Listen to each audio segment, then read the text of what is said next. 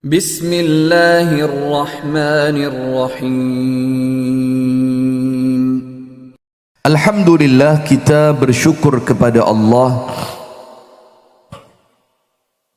atas nikmat yang Allah karuniakan kepada kita, sehingga di pagi hari ini kita dipertemukan Allah dalam keadaan sehat walafiat, dalam keadaan tidak kurang suatu apapun, dalam rangka memperkuat keimanan dan ketakwaan kita kepada Allah dengan cara talabul ilmi, yaitu menuntut ilmu.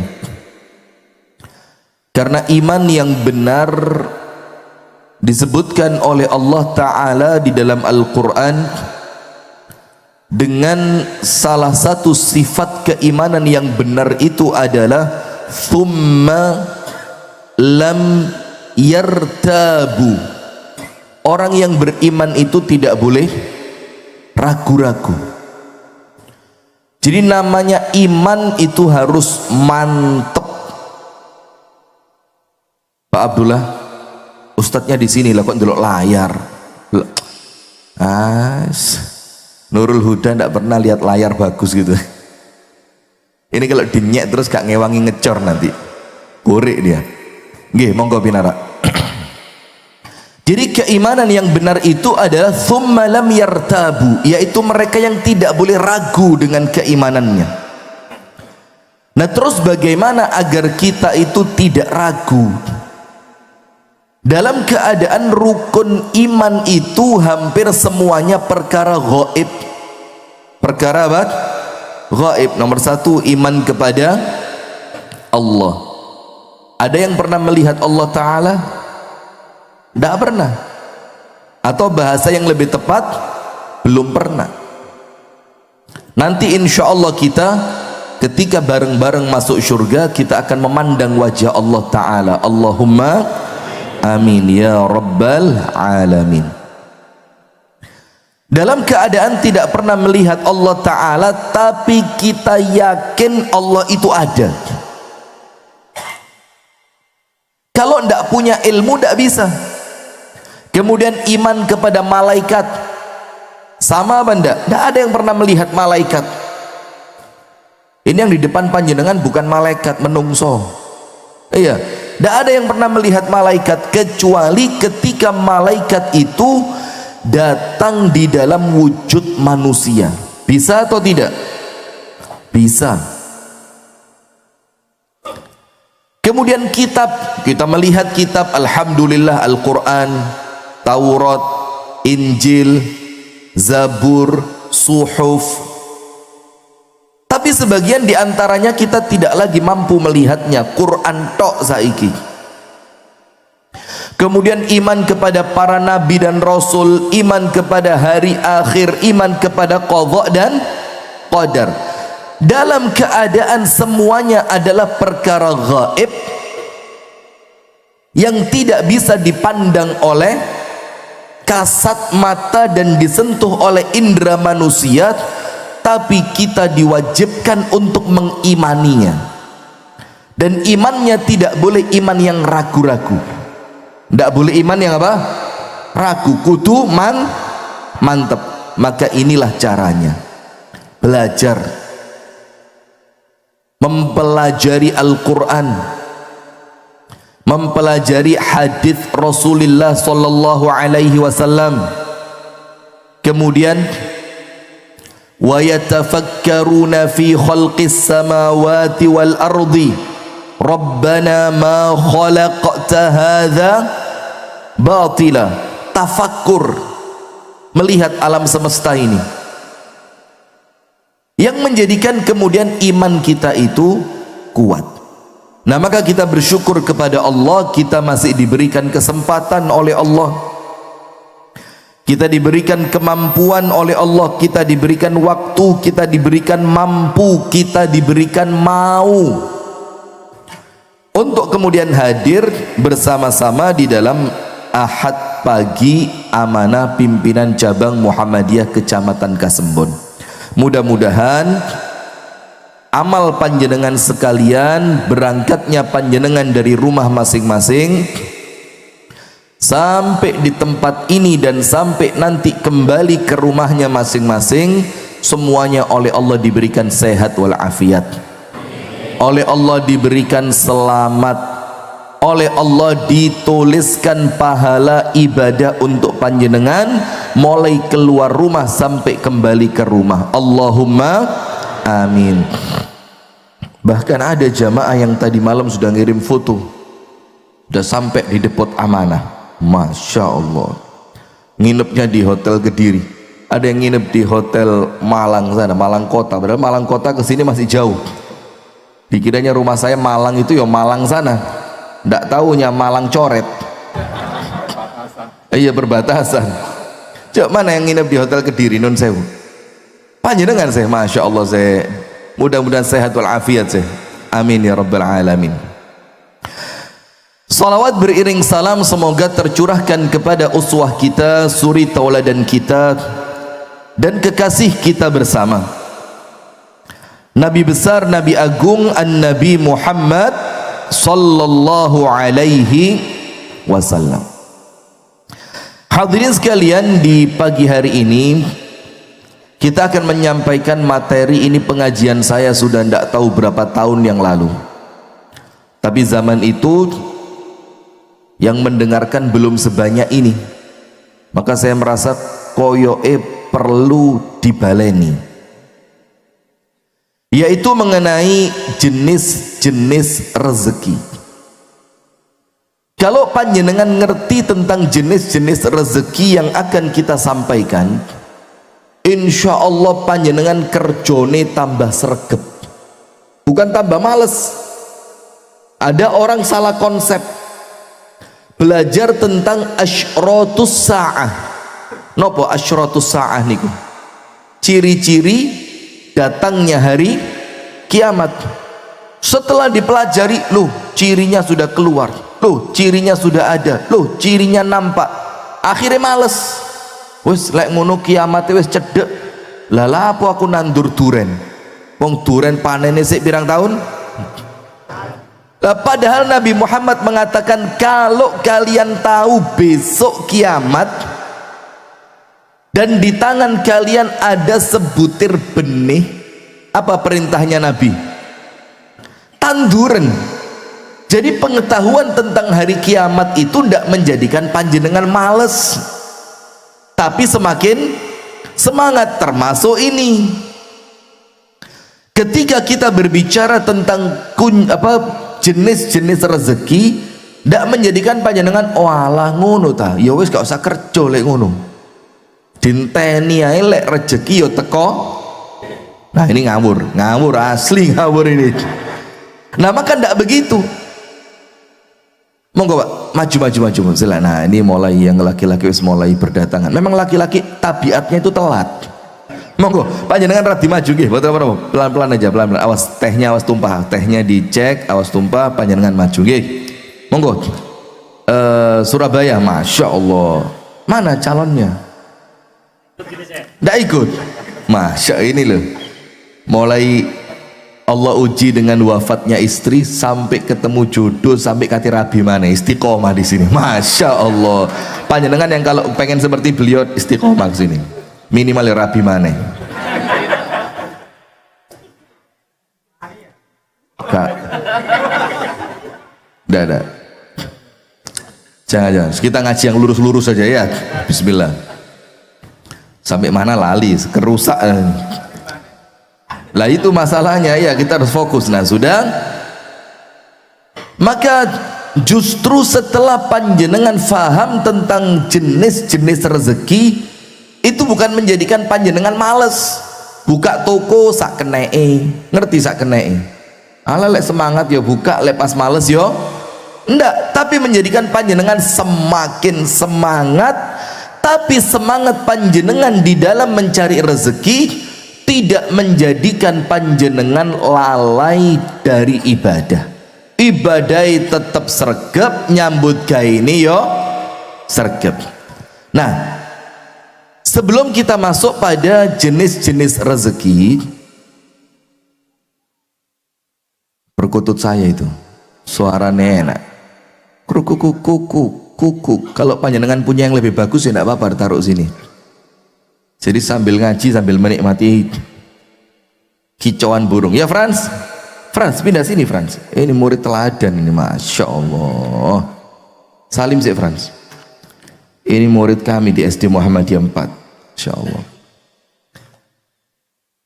Sudah, sebelum kita masuk mengenai jenis-jenis rezeki, kita akan sampaikan tentang 3 perkara yang menjadikan panjenengan tidak panik, tidak bingung. Pak Didin, depan sini. Pak Didin, sini. Telat. Itu ceritanya tadi malam. Aku tak ngewangi noto kursi, tak ngewangi buka karpet. Jam berapa baru datang ini, kursi ini sopo ditoto iki? Jam 6:30. Mau sini Pak Didin. Ada 3 perkara, ini panjenengan tulis, ini penting. Atau kalau tidak ditulis tidak apa-apa, nanti panjenengan cek YouTube-nya, panjenengan buka kembali.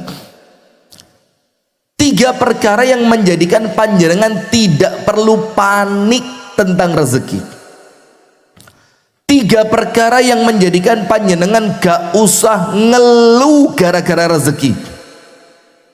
Ada 3 perkara yang menjadikan panjenengan tidak perlu risau karena rezeki. Bahkan ada yang tidak berani nikah gara-gara tidak punya kerja. Ya pantas, itu bener. Gak kerja kok rabi ya, anak wong dipangani opo. Nah sudah, tapi bukan berarti tidak mikir. Mikir itu wajib. Mikir itu apa? Wajib. Mikir itu apa? Ya apa carane warunge ben rame, itu mikir. Bagaimana biar dapat tempat kulaan yang murah, itu mikir. Bagaimana nanti saya bisa bersaing sehat dengan pesaing, itu mikir. Tapi mikir beda dengan risau. Beda mboten? Apa bedanya? Kalau mikir itu positif, risau itu negatif. Akhirnya gak iso mangan, gak iso turu, awake mali kuru. Wong lanang lek mikir kuru, ibu-ibu mikir tambah kelihatan. Ndak usah toles kelihatan. Lek wong lanang kepikiran awake kuru, ibu-ibu kepikiran. Nah maka ibu-ibu jangan boleh mikir pas kon turu toh, malah kuru nanti insya Allah. Nah ada 3 poin supaya panjenengan itu tenang, gak bingung, gak risau, tapi nggih tetap dipikir bagaimana rezeki lancar, bagaimana rezeki masuk. Tujuannya untuk membangun akhirat dengan rezeki yang panjenengan miliki. Nomor 1, kenapa rezeki itu tidak perlu panjenengan risau, gak perlu panik? Nomor 1, karena rezeki ini telah Allah takdirkan, Allah catatkan, dan catatan ini termasuk yang tidak mungkin berubah. Sudah dicatat sama Allah, jatai piro, sampai mati butuhe piro, bakal ninggali warisan piro, bakal duwe bojo.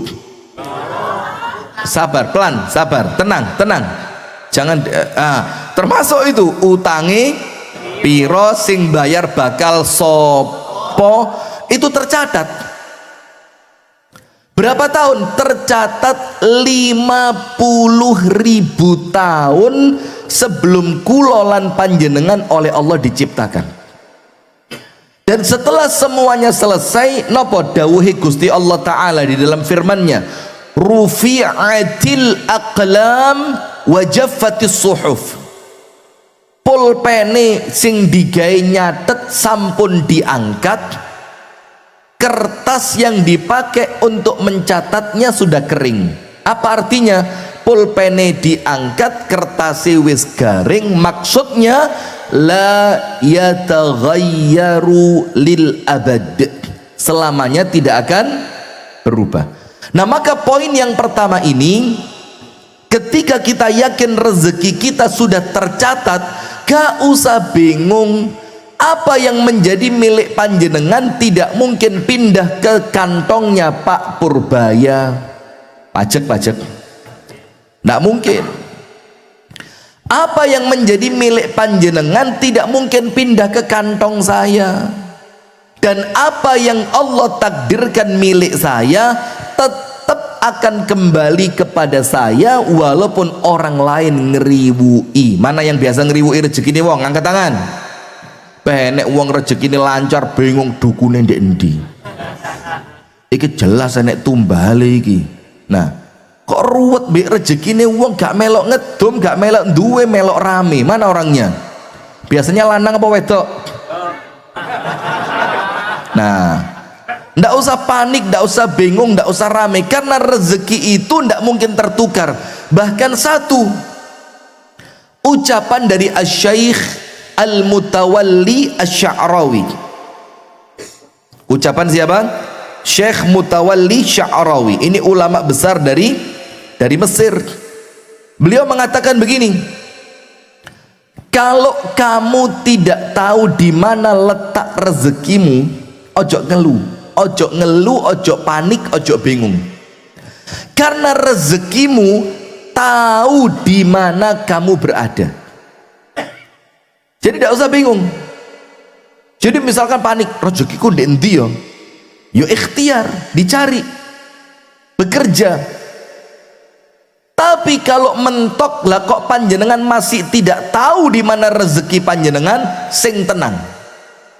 Karena kata Asy-Syaikh Mutawalli Asy-Sya'rawi, rezekimu tahu di mana alamat rumahmu. Coba, masya Allah.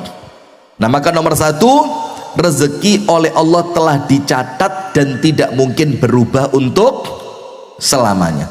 Wes, gak usah bingung. Nomor dua, kenapa ndak perlu risau masalah rezeki? Ada satu hadisnya ekstrim betul, makjelek. Apa hadis itu mengatakan? Rasulullah sallallahu alaihi wasallam bersabda, lan tamuta nafsun hina tamut illa wa qadis tufiya rizquhu wa ajaluhu. Tidak mungkin manusia itu wafat, tidak mungkin manusia itu meninggal dunia kecuali rezekinya sudah tuntas, ajalnya sudah tuntas. Jadi artinya apa? Kalau panjenengan rezekinya masih ada, gak mungkin mati. Arti yang lain apa? Kalau panjenengan masih hidup, berarti rezekinya masih ada. Cerita ini diceritakan oleh Imam Masjid Quba Madinah. Sekarang beliau diangkat menjadi Imam Masjid Nabawi. Dulu Masjid Quba, sekarang Masjid Nabawi. Namanya, beliau ahli tafsir, namanya Asy-Syaikh Shalih Ibnu Awadh Al-Maghamisi, hafizahullahu ta'ala. Beliau cerita begini ketika menjelaskan satu ayat Quran tentang rezeki, bahwasannya orang tidak akan wafat sampai rezekinya lengkap. Lengkap itu catetane Gusti Allah mesti wis jangkep, panjenengan terima semua, termasuk jumlah oksigen yang panjenengan hirup itu tidak mungkin berubah. Maka begini ceritanya, ada seorang laki-laki kecemplung sumur, dan ini sumur tua. Kecemplung itu bahasa Inggrisnya apa? Kejegur. Thank you very much. Oh, masya Allah, your English is great, top. Kecemplung apa? Kejegur. Masya Allah. Ini wong Inggrisnya lo bingung. Iki Inggris di mana iki? Lah kok Inggris Timur? Inggris Timur ternyata. Sudah. Di mana sumur itu? Sumur tua, dalam dan sangat kecil dan tidak ada lagi airnya. Sumur ini berada di tempat yang tidak pernah dilewati oleh manusia, karena ini sumur tua. Maka besar kemungkinan orang kecemplung di sumur itu endingnya pasti mati. Karena apa? Sumurnya dalam, tidak bisa kembali naik, dan tidak mungkin ketemu orang yang menolongnya. Sopo kate nulungi? Wong itu sumur bukan di jalannya manusia. Sudah qadarullah wa ma syaa fa'ala. Itu loh wong paling penak uripe itu lek wong senden marang Gusti Allah. Tenang, wis ya Allah, pasrah ya Allah. Yang penting sekarang saya lakukan yang terbaik, seluruhnya setelah ini saya serahkan kepada Allah. Penak uripe, tenang, rawat di macem-macem. Walaupun Pak Prabowo jadi presiden lagi lo gak khawatir. Setelah jok bingung. Iya, nanti dapur MBG semakin banyak, Koperasi Merah Putih semakin banyak, malah penak urip panjenengan dienteng nih. Astagfirullah, astagfirullah, lo mana kamera, coba disut itu orangnya itu. Leon apa cek kena DC ini. Nah sudah, masa beliau bilang tambah ruwet. Ini yo isi hati tapi ojo terlalu jujur Pak Medeni Pak. Sudah lanjut.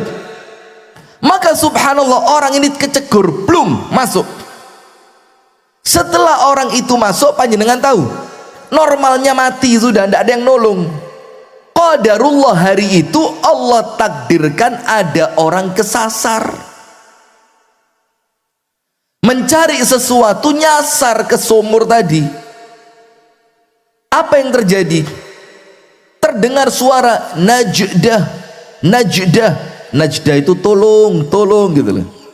Kaget tuh, kok ada suara orang? Dicek, oh betul ada orang kecemplung ke dalam sumur. Balik dia ke kampung, cari kampung terdekat, cerita, mas, ayo ditulungi, ada orang tercebur sumur. Datang orang kampung, dikirim tali segala macam, dibantu pakai kayu, diangkat sampai orang itu selamat. Maka orang kampung kaget, mas, sumur ini mas, tidak ada orang lewat. Kok panjenengan bisa lewat ke sini itu? Ya apa cerita nih?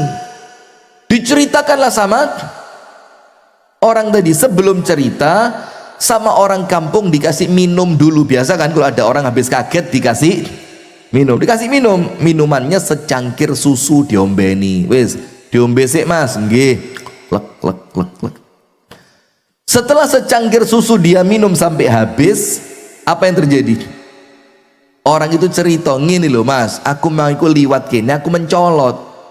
Saya tidak tahu kalau di sini ada sumur. Mencolotnya di praktek nih. Mencolot tenan kejegur maneh untuk yang kedua kalinya. Dan setelah orang itu terjebur untuk kedua kalinya, ketika diangkat ternyata orangnya sudah wafat, dan itu kisah nyata.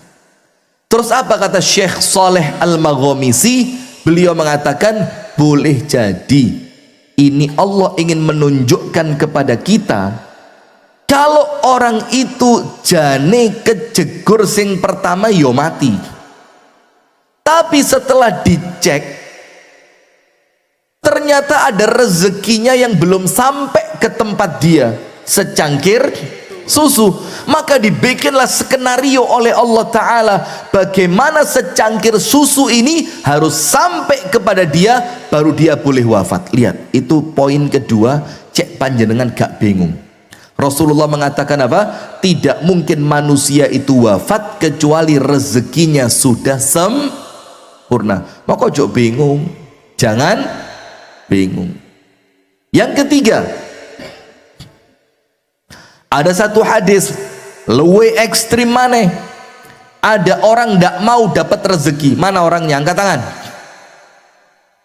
Mana orangnya? Ento rezeki malah melayu, kabur. Aku mau.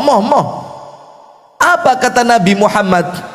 Lau anna ahadakum yafirru min rizqihi kama yafirru minal mauti la adrakahu rizquhu kama yudrikuhul maut. Hadisnya sahih, jadi panjenengan gak usah bingung. Kata Nabi Muhammad, kalau ada, sekiranya ada orang itu melarikan diri tidak mau mendapat rezeki, Jadi rezeki datang, Mas, saya milikmu, bukan perempuan, rezeki, Mas, saya milikmu. Lah kok kelihatan rezeki melayu, moh, lari dia, kabur. Apa kata Kanjeng Nabi Muhammad? Rezeki akan mengejar dia sampai dapat, sebagaimana kalau dia lari dari kematiannya, maka kematian itu akan mendapatinya. Jadi pelayune panjenengan menghindari rezeki itu akan dikejar seperti maut mengejar panjenengan. Jadi ojo bingung, lu melayu lu diuber. Apalagi panjenengan sholat, apalagi panjenengan ngaji, apalagi panjenengan ibadai api, apalagi panjenengan wonge beneh. Mana yang beneh? Beneh itu loman bukan lu waras. Loman, sudah. Nah, maka ini 3 mukaddimah bahwasannya panjenengan tidak perlu risau pada urusan rezeki. Nomor 1, karena apa? Rezeki merupakan takdir yang oleh Allah sudah ditakar, tidak mungkin. Loh, Masya Allah. Nomor 2, Rasulullah bersabda, tidak akan seorang pun dari kalian wafat sampai sempurna rezekinya. Jadi kalau masih hidup tenang Pak, enek masih seret, tapi enek. Nomor 3, kalau ada orang yang melarikan diri kabur, tidak mau dapat rezeki, maka rezeki akan mengejar dia sampai ketemu. Nah, sekarang kita masuk pada 4 poin pembagian rezeki, jenis-jenis rezeki. 1, 2, 3, 4. Rezeki yang pertama, jamaah yang dirahmati oleh Allah, ar-rizqu al-madhmun, mim dot mim waw nun, mim waw nun, al-madhmun. Madhmun itu apa? Kalau bahasa Arab boman, boman itu asuransi, jaminan masa depan. Maka kalau dibilang ar-rizqul madhmun, rezeki yang oleh Allah dijamin, ojo bingung. Ada rezeki yang pertama, itu jenis rezeki ar-rizqul madhmun. Rezeki itu oleh Allah dijamin, panjenengan obah gak obah mesti dapat. Madhmun. Apa buktinya lek gak obah pancet dapat? Nanti saya ceritakan, tak jelas sih. Panjenengan gak usah obah, menengodok ini. Itu kalau rezeki yang satu ini datang, panjenengan gak gelem mangap, tetep dapat. Panjenengan mripate mboten saged melek, merem tok, tetap dapat. Bahkan ketika panjenengan masuk ruangan di rumah sakit yang suaranya tidit tidit tidit, ruang apa itu? Pernah masuk? Siapa yang cita-citanya masuk ICU? Yo coba, muka-muka selamat, sehat wal afiat, panjang umur, istiqomah, rezeki ini lancar. Iya, tidak usah yang satu, jangan itu jangan, bahaya. Sudah, walaupun panjenengan sudah masuk ruang ICU, wes alate mulai pucuk sirah sampai pucuk sikil, pasang alat semua. Kalau rezeki madhmun terjamin, tetap datang. Apa dikatakan oleh para ulama? Ar-rizqul madhmun huwal ghadha'u atau al-ghidha'u, yaitu makanan. Al-aklu wasyarabu, makanan dan minuman. Itu setiap orang yang lahir di dunia, manusia, tumbuhan, tidak usah noleh, santai aja, binatang, sampai binatang pun yang paling kecil di laut yang paling dalam, untuk urusan makan dan minum itu tanggung jawab Allah. Jadi tidak usah panik urusan makan dan minum. Pertanyaan sebelum kita lanjutkan, cek gak ketahuan Ustadz, katanya makan dan minum oleh Allah dijamin, kok ada orang mati kelaparan? Yang bisa jawab umroh. Ayo bismillah, ketemu di Medina ya. Ayo loh, kalau makan dan minum oleh Allah dijamin gak mungkin luput, kok ada orang yang mati busung lapar? Bagaimana jawabannya Ustadz Rosyid? Kurang bersyukur, masuk bakul garam pinter rame. Sudah kurang bersyukur. Yang lain, barakallahu fiik. Ini sudah tahu ngerungok di pengajian saya ini. Pak, yang kalau sudah tahu diem aja. Dangtek ini pengajian itu. Nah, jawabannya betul. Disebutkan oleh Al-Imam Al-Ghazali rahimahullah, itu bukan karena Allah tidak mampu, bukan karena Allah Ta'ala itu jahat, tapi ketika muncul orang yang kelaparan semacam itu, ini bentuk ujian untuk panjenengan sing duwe sing rezekine lancar, sing seger waras, termasuk para penanggung jawab yang berwenang itu ujian. Jadi jangan tanya, lo mana Gusti Allah? Seperti di surat Yasin, ketika orang-orang medit-medit disuruh sodakoh ngasih makan orang lain, apa jawabannya surat Yasin? Anut'imu man law yasha'ullahu at'ama. Katanya loh, mana mungkin kami memberi makan kepada orang yang apabila Allah berkehendak Allah bisa. Loh, itu kan tugasnya Allah. Anut'imu man law yasha'ullahu at'ama. Kenapa kami disuruh ngasih makan orang-orang yang ketika Allah berkehendak Allah bisa? Nah, bukan itu kuncinya. Ketika melihat berita kelaparan, ketika melihat berita adanya bencana, ketika melihat berita adanya paceklik, ketika melihat berita adanya konflik yang menjadikan masyarakat kelaparan, itu bukan pertanyaannya Gusti Allah kemana, bukan. Tapi mereka oleh Allah dihadirkan sebagai bentuk ujian untuk siapa? Untuk siapa? Awae dewe. Kita diuji sama Allah, apa yang kamu lakukan terhadap mereka. Nah sekarang ini tak selesaikan dulu karena waktunya sudah mau habis. Nanti baru cerita-ceritanya. Kalau cerita terus, waduh gak mari-mari ini. Dan ceritanya bukan cerita dongeng sebelum tidur, ini cerita tenanan, kisah nyata. Ada cerita, apa cerita sih? Karena memang urutannya begitu. Panjenengan buka, ada kitab berbahasa Arab tulisan Al-Imam Ibnu Qudamah. Al-Imam Ibnu Qudamah Al-Maqdisi rahimahullah. Judulnya apa? At-Tawwabun. Kisah-kisah tentang orang-orang yang tobat.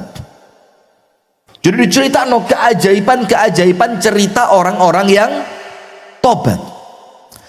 Ada seorang laki-laki penyembah patung, tinggal di satu pulau di Wempley. Nah ini angel ini. Apa di Wempley itu? Apa? Ijen plek sebatang kara. Renek kancane dewean. Nah suatu hari ceritanya begini, datang saudagar muslim.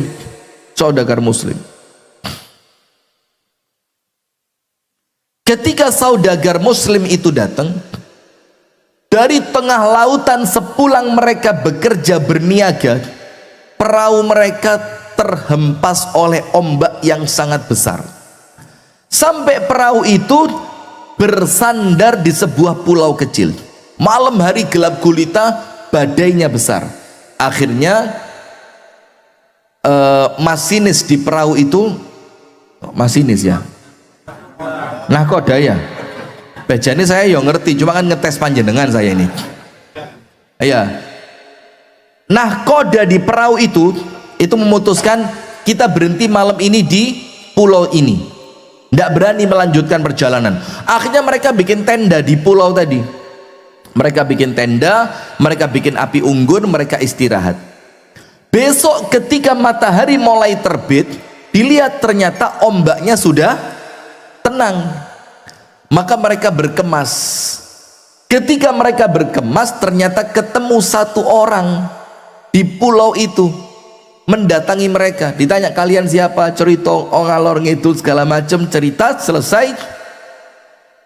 Terus orang Islam itu melihat penghuni pulau tadi nyembah patung. Maka sama orang Islam yang dari perahu tadi ditanya, apa yang kamu lakukan? Yo ibadah. Loh, yang kamu ibadahi siapa? Yo patung ini. Loh, kaget orang Islam. Kalau kamu nyembah patung, itu di perahu kami ada tukang pahat patung, iso bikin Tuhan luwih ganteng timbang Tuhanmu. Iki ukirane elek, kasar iki. Kalau kamu mau itu di perahu kami ada pemahat kayu, lek nggawe Tuhan gewanteng ngalang-alai Tuhanmu. Ngamuk ini orang, ngawur ini. Terus penghuni pulau tadi tanya sama orang Islam, loh sampai nyembah sopo? Diceritani nyembah Allah. Tahu Allah dari siapa? Diceritani Allah ngutus Nabi. Terus Nabimu membawa apa? Diceritani Nabi saya membawa Al-Quran. Cerita panjang lebar sampai penghuni pulau itu masuk Islam. Setelah penghuni pulau itu masuk Islam, apa yang terjadi? Sama orang Islam dijak pindah. Ayo wes ojo ndek kene. Kalau kamu tinggal di sini, kamu tidak bisa belajar Islam. Kamu tidak ngerti sholat, tidak ngerti puasa, tidak ngerti haji, tidak ngerti zakat, tidak ngerti aurat segala macam. Terus bagaimana? Ayo ikut kami. Oke. Diajak sama orang Islam. Berangkat perahu itu. Ketika perahu itu mulai berlayar sampai kembali di waktu malam lagi, wong Islami turu kabeh. Sama mu'alaf ini tadi digugah, mas, Tuhan kita kalau malam tidur apa ndak? Mu'alaf pantes apa ndak? Pantes. Orang Islamnya bingung, loh ngawur, la ta'khudhuhu sinatun wala naum, ojo turu ngantuk era tahu. Apa kata mu'alaf tadi? Wih, idzan antum syirarul ibad. Kalau begitu kamu ini hamba Allah yang jelek. Lu kenapa? Entah mlebu Islam mangawan kok nyeramai aku. Kenapa? Karena mana mungkin Tuhan yang tidak tidur kamu tinggal tidur. Bingung wong Islami. Iya. Masya Allah isin rek mbek mualaf rek. Akhirnya mereka sholat bareng-bareng malam itu. Sudah. Ketika mereka mau sampai di kampung mereka, orang-orang Islam saudagar itu urunan. Teman kita mualaf ini di kampung kita orang baru, belum kenal siapapun. Dia ini ndak ngerti mau kerja seperti apa. Wes ayo kita urunan untuk bekal dia makan beberapa hari sebelum dia ketemu pekerjaan, sebelum dia dapat kerja. Oke, dikumpulkan uang. Hasil mereka berniaga tadi dapat sak kantong. Diberikan sama mu'alaf tadi, mas, ini kita sudah sampai di kampung, ini tak kasih uang bekal untuk panjenengan makan dan minum selama panjenengan belum dapat kerja. Anda tahu uangnya diapain? Diuncalno nang tengah laut. Cung. Wong Islami kaget. Waitis. Iki tas mlebu Islam gak moto duien. Kita yang Islam mulai kecil bingung sudah, mulai panik ini orang Islam. Mas, kenapa uangnya dilempar? Apa kata mu'alaf tadi?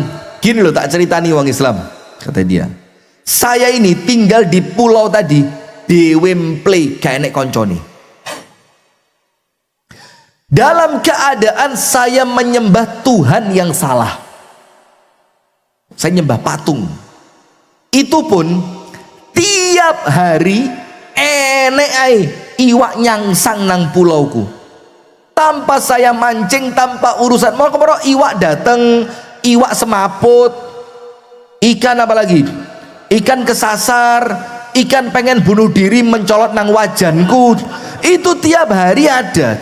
Dalam keadaan saya menyembah Tuhan yang salah, gak tahu keluwen. Lo masa sekarang saya menyembah Allah yang benar, saya ibadah kepada Allah, saya rukuk dan sujud untuk Allah, saya berdoa kepada Allah, masa Allah ndak ngasih rezeki buat saya, moh diguak duit, bung, buang. Wih, orang Islamnya kalah 2-0. Yang pertama turun di kapal laut, dijak sholat. Yang kedua, urusan rezeki ternyata mu'alaf lebih yakin dibanding orang Islam. Iki sampai saiki kita ini. Nah sudah, akhirnya uang itu ditolak. Apa yang terjadi? Dalam kisah yang dikatakan oleh Imam Ibnu Qudamah Al-Maqdisi, ternyata orang itu menjadi saudagar kaya di kampung tersebut, dan ketika dia wafat menjadi orang yang paling kaya di kampung itu. Lihat ini. Jadi kalau untuk sekedar urusan makan dan minum, panjenengan tidak usah panik, itu Allah yang ngatur. Apa ayatnya? Panjenengan buka di dalam Al-Quran. Allah Ta'ala berfirman, wa ma min dabbatin fil ardi illa 'ala Allahi rizquha wa ya'lamu mustaqarraha wa mustawda'aha.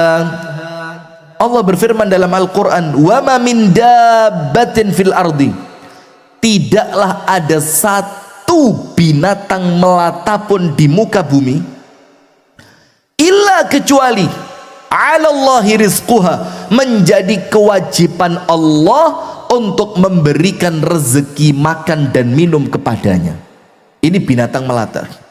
Wa ya'lamu mustaqarraha wa mustawda'aha, dan Allah tahu di mana dia tinggal dan dia akan pergi kemana. Allah tahu.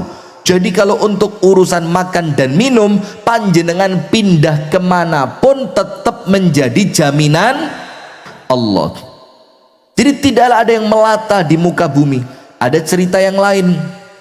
Ini orang-orang Asy'ariyun dari negeri Yaman, pindah ke Madinah untuk hijrah mendekati Nabi Muhammad. Salah satu di antara kelompok Asy'ariyun itu namanya Abu Musa Al-Asy'ari. Sudah sampainya mereka di Madinah dari Yaman pindah ke Madinah. Mereka belum dapat kerja, sementara bekal makanan mereka sudah mulai habis. Ingat ceritanya Umar bin Khattab makan Tuhan? Tahu ceritanya Umar makan Tuhan? Belum? Masya Allah, luwes tuwek kok belum tahu. Begini ceritanya. Jadi Umar ibn Khattab itu pernah suatu hari guyu-guyu dewe, senyum sendiri. Sahabat yang lain kaget, waduh ada apa ini? Masuk diangkut Pak Purnomo.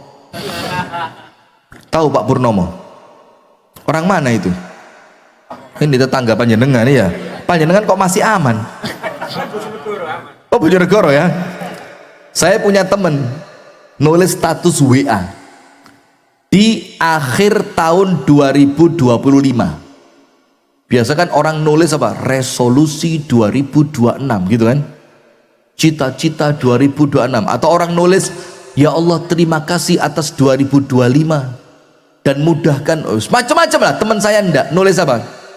Termasuk pencapaian 2025 ketika kita tidak diangkut Pak Purnomo.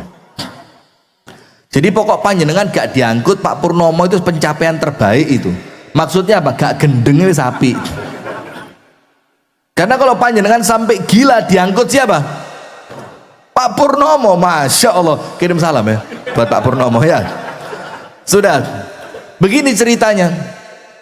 Maka orang-orang Asy'ariyun dari negeri Yaman ini sampai Medina makanan mereka habis.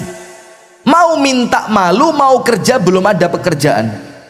Maka mereka itu termasuk Abu Musa kelaparan. Maka teman-temannya Abu Musa ngomong, ya Aba Musa, idhab ila Rasulillah fakallimhu annana ji'an. Abu Musa datang sama Nabi Muhammad, cerita apa? Bahwa kita ini kelaparan, kita ini Asy'ariyun dari Yaman, datang untuk hijrah kepada Nabi Muhammad, sampai Madinah belum dapat kerja dan makanan kita sudah habis. Ayo kamu lapor sama Nabi Muhammad sana, lapor bahwa kita kelaparan, mintalah makanan. Berangkat Abu Musa, tung sampai di depannya Nabi Muhammad SAW. Anda tahu, ini dalam tanda kutip terkesan oleh Nabi Muhammad disindir.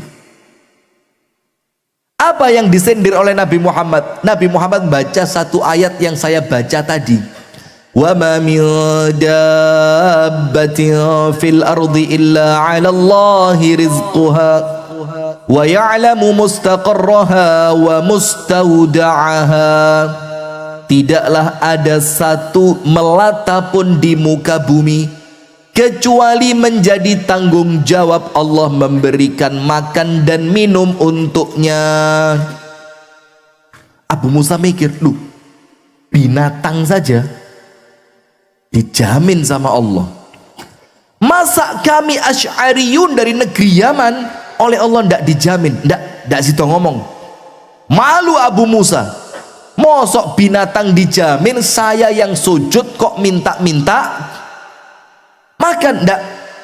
Pulang Abu Musa ke tempat teman-temannya tadi, sampai di tempat temannya, ternyata apa? Kaget Abu Musa, ada beberapa rantang berisi susu. Tanya Abu Musa sama teman-temannya, min aina wajadtumul laban? Ini susu kalian dapat dari mana? Teman-temannya bilang apa? Loh, ya opo sih, Anda kan barusan datang dari Nabi Muhammad, kan kita nyuruh panjenengan untuk minta makan ke Nabi Muhammad, yo iki dikirimi. Apa kata Abu Musa? Wallahi ma kallamtuhu ayya kalimah, demi Allah saya gak ngomong blas di karepe Nabi.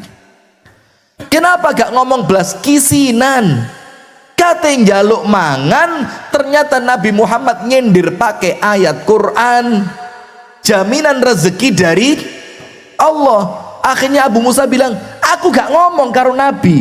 Lo terus kalian dapat susu ini dari mana? Teman-temannya cerita, lo saya kira kamu minta sama Nabi, karena tadi datang seorang narik unta ke depan kita ini. Ketika orang itu melihat kita ini warga baru, kita ini orang-orang yang hijrah ke kota Madinah, dia kesian, untanya dihentikan, diperah susunya, diberikan kepada kita. Apa kata Abu Musa? Subhanallah, memang betul-betul aku yakin kalau makan dan minum adalah rezeki jaminan Allah. Subhanallah. Lihat, jadi tidak usah bingung, itu rezeki yang pertama, madmun. Sekarang saya mau tanya, kenapa rezeki makan dan minum itu oleh Allah dijamin? Kenapa?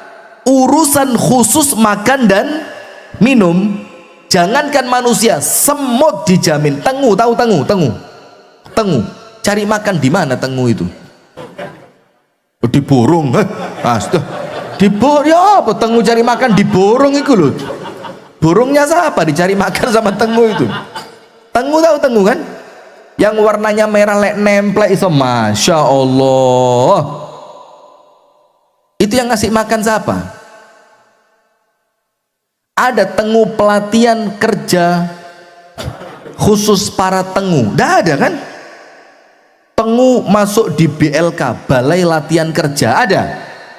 Ya gak atik latihan kerja ya tengu iso mangan nih. Coba, siapa yang ngasih makan ke tengu tadi? Semut, tengu, apalagi cacing, undur-undur, lo melaku lo gak tete, gak maju, tapi ya iso mangan. Lo panjenengan melakunya maju kok gak iso mangan. Maju mundur cantik. Anu itu siapa? Astagfirullah, astagfirullah. Lo ngaji seiling sehari ini, masya Allah. Nah sudah.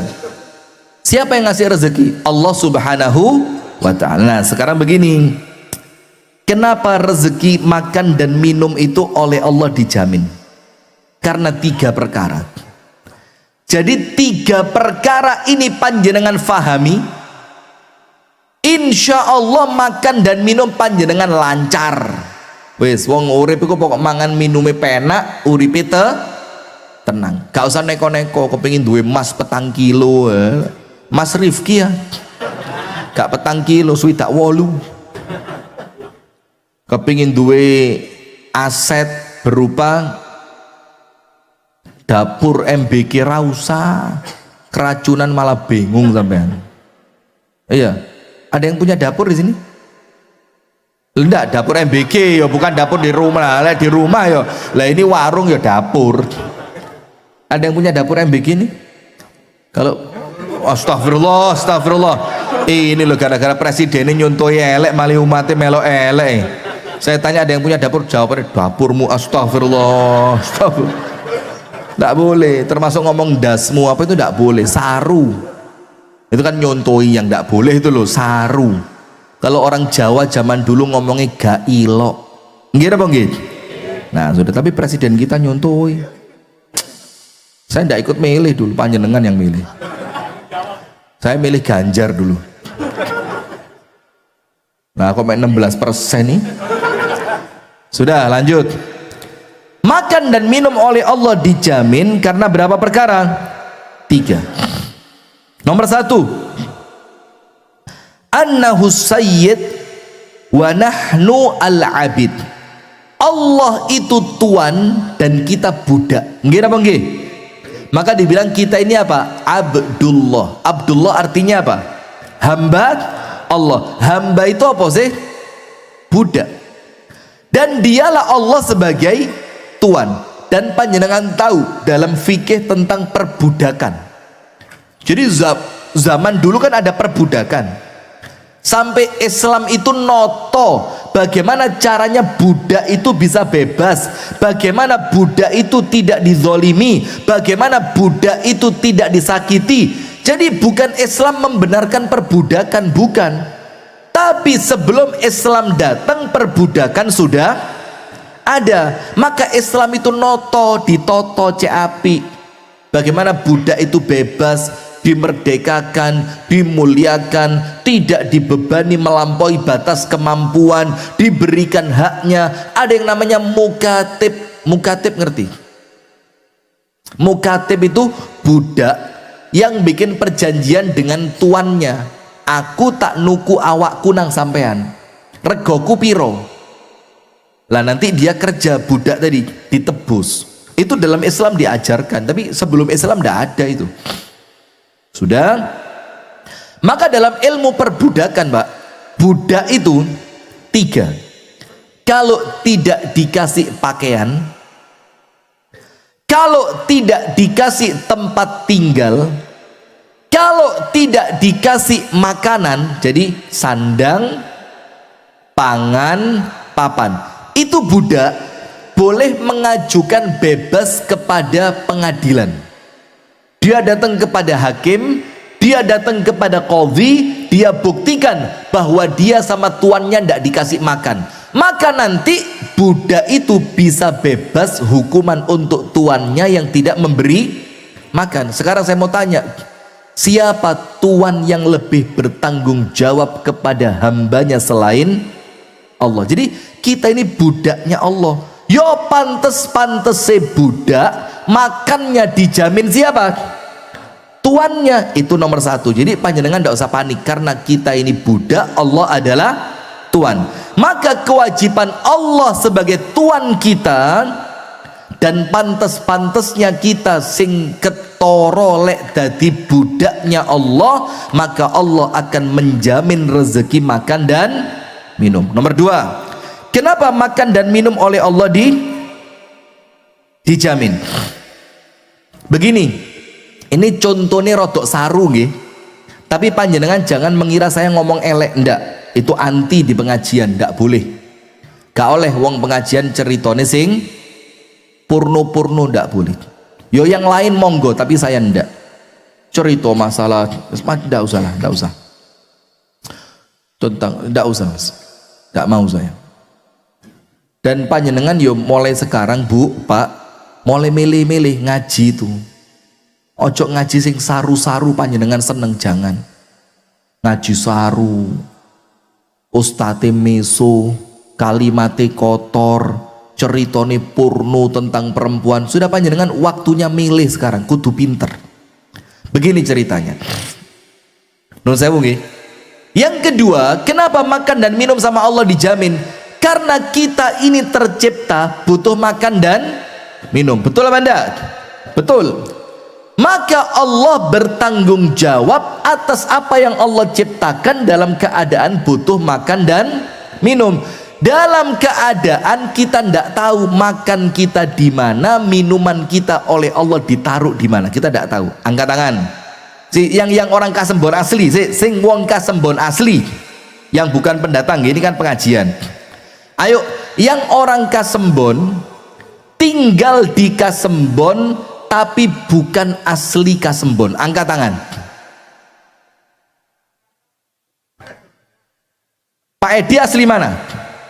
Loh, ngapain panjenengan di Kasembon? Boleh? Masya Allah. Nah, kan sama. Saya juga podo. Saya aslinya Batu, bukan Batu. Film Batu. Asli Batu, tapi tinggalnya di mana? Pertanyaan, loh kok iso wong Jombang pindah Sembon? Kok iso wong Batu pindah Sembon? Karena Allah meletakkan rezeki kami di sini. Betul Pak Edi? Nah, sehingga panjenengan tidak tahu perpindahan panjenengan itu Allah yang ngatur, karena Allah menempatkan panjenengan di tempat di mana rezeki panjenengan berada. Nggih napa nggih? Ada yang asli Kalimantan tinggal di Jawa ada? Ada. Lha apa ado-ado kok Kalimantan kok pindah nang Jawa? Sementara sing teko Jawa pindah nang, lah kok wolak-walik enek apa? Ya karena rezeki kita ditempatkan di tempat yang berbeda.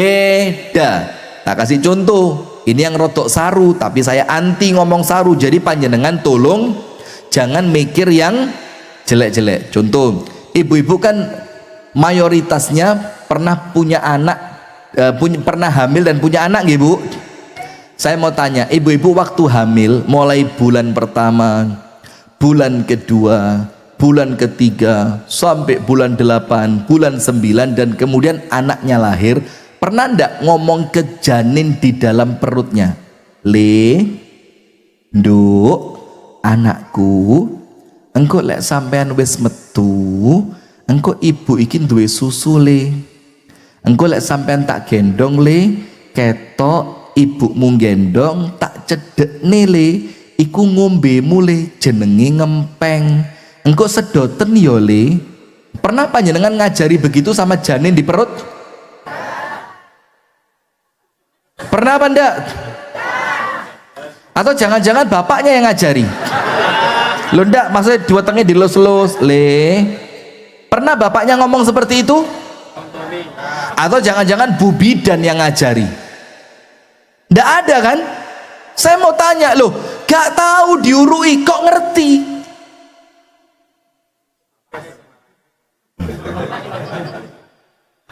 Nggak pernah diajari kok ngerti? Ngerti dari mana? Itulah tanggung jawab Allah untuk menunjukkan dia bagaimana dia mendapatkan rezeki makan dan minum. Burung, panjenengan lihat 3 di atas itu, tapi bukan burung itu yang saya maksud. Oh ya sudahlah, makannya sudah keluar, wes mari. Jam berapa ini? Iya punjul. Sudah.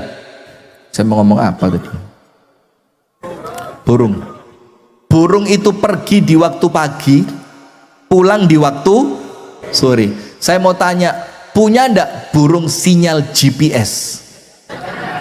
Terus nulis di Google Map, tonggo mepe karak.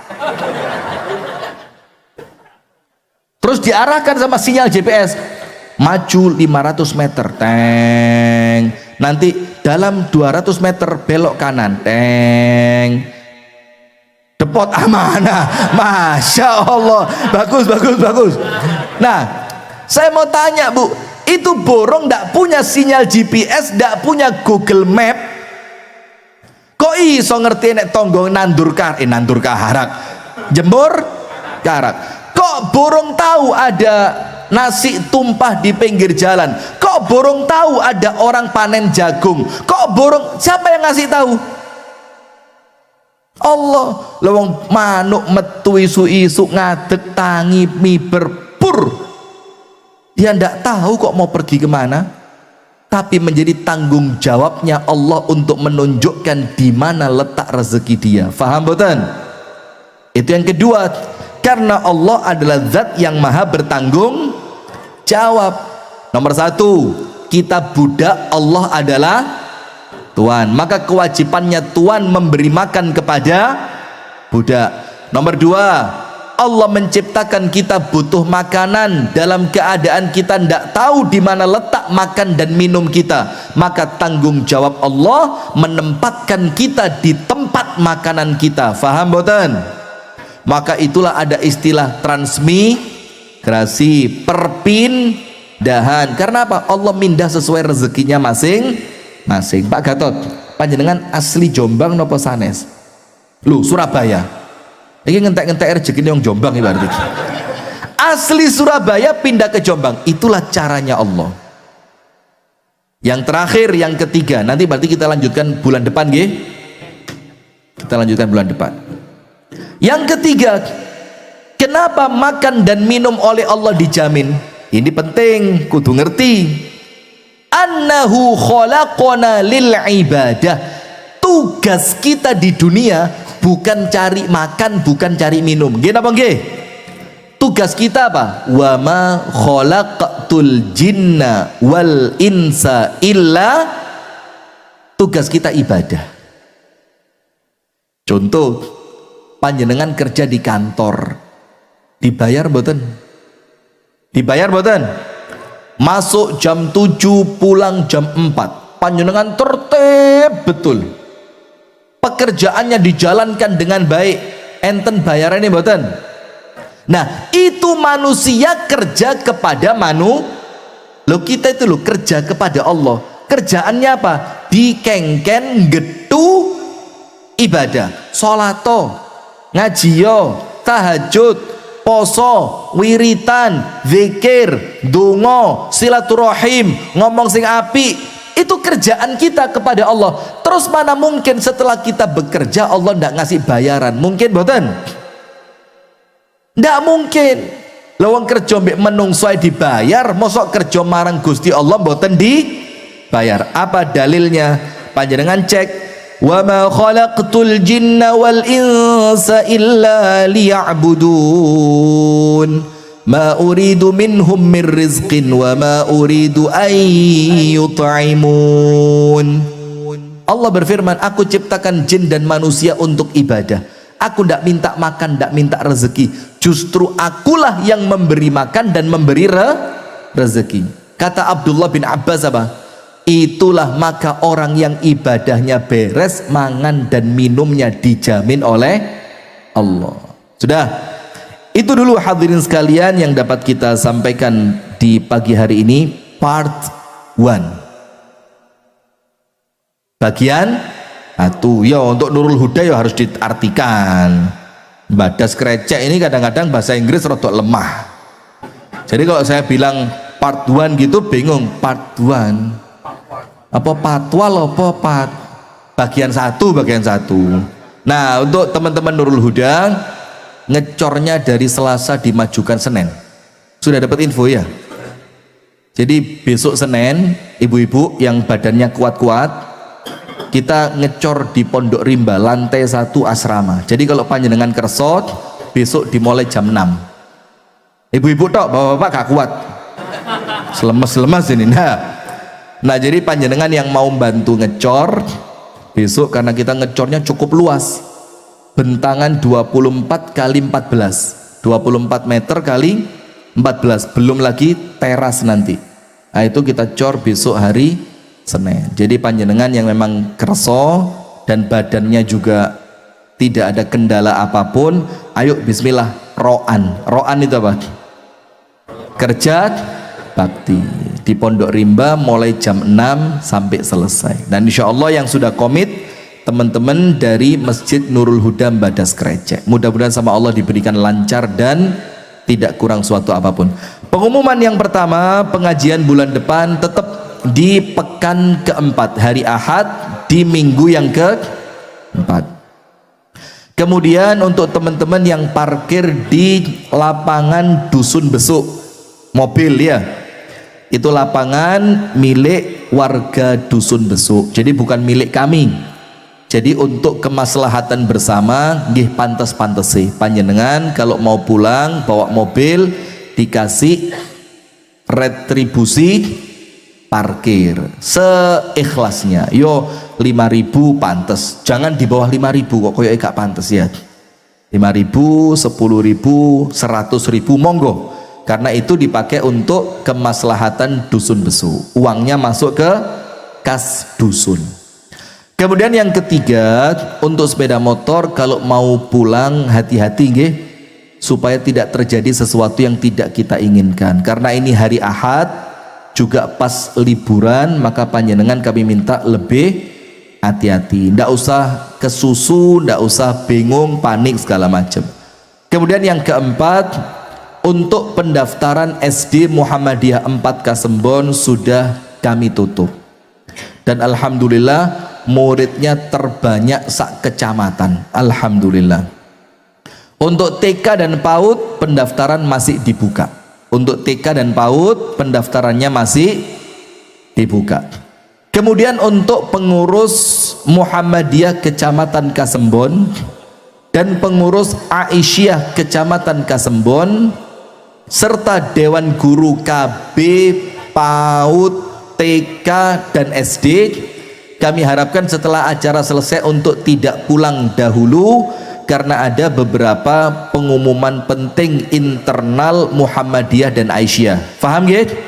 Bu, yang Aisyah, Muhammadiyah dan guru KB, TK, SD jangan pulang dulu setelah pengajian. Baik, itu yang dapat kami sampaikan, mudah-mudahan ada manfaatnya. Kurang dan lebihnya kami mohon maaf. Untuk teman-teman yang kerso mau ngeliat Pondok Rimba, monggo silahkan, dari sini 8 kilo nanti kita share lokasinya. Monggo kalau mau lihat lokasi, mau lihat progres pembangunan, kami persilahkan. Kita tutup dengan doa kafaratul majelis. Subhanakallahumma wa bihamdika asyhadu an la ilaha illa anta astaghfiruka wa atubu ilaik. Kurang lebihnya saya mohon maaf. Assalamualaikum warahmatullahi wabarakatuh.